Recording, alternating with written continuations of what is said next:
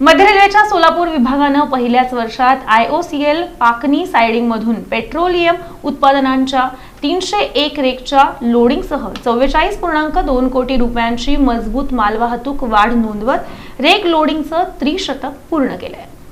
IOCL पाकणी सायडिंगवर petroleum, तेल आणि वंगण लोडिंगची पहिली कार्यवाही 28 जानेवारी 2025 रोजी करण्यात आली, जी भारतीय रेल्वे आणि इंडियन ऑइल कॉर्पोरेशन लिमिटेडसाठी एक ऐतिहासिक घटना ठरली। कामकाज सुरू झाल्यापासून वर्षभरातील कामगिरी अत्यंत समाधानकारक राहिली। जानेवारी 2026 पर्यंत 301 रेक यशस्वीरित्या लोड करण्यात आले।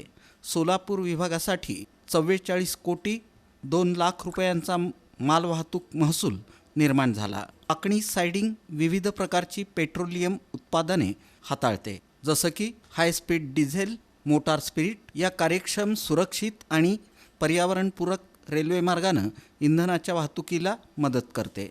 IOCL पाकणी सायडिंग एक धोरणात्मकदृष्ट्या महत्त्वाचं लॉजिस्टिक केंद्र म्हणून उदयास आला आहे।